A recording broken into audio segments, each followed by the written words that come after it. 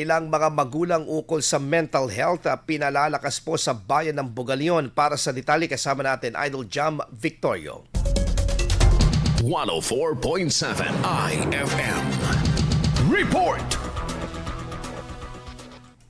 Itinampok ang kahalagahan ng matibay na ugnayan ng kabataan at kanilang mga magulang bilang mahalagang bahagi ng solusyon sa dumaraming kaso ng mental health sa bansa sa inilunsad na programa sa Barangay Umanday, Bugalyon. Sa naturang aktibidad, 25 kabataan at 20 magulang ang lumahok sa isang talakayan na sumentro sa mga epekto ng iba't ibang mental health challenges tulad ng suicide, stress, anxiety at depression. Layunin ng programa na pagtibayin ang ugnayan ng magulang at anak upang makalikha ng isang ligtas at bukas na espasyo para sa komunikasyon kung saan malayang na ipapahayag at na pag-uusapan ng mga suliranin bago pa ito lubos na makaapekto sa kanilang kalusugang pangkaisipan. Isinasagawa taon-taon na naturang aktibidad ng isang religious group sa Bugalyon. Binabahagi ng kanilang advokasya na palawakin ang kamalayan sa mental health, isang isyong patuloy na nakakaapekto sa buhay ng maraming Pilipino. Kasama mo mula dito sa IFM Dagupan, ito si Idol Jam Victorio.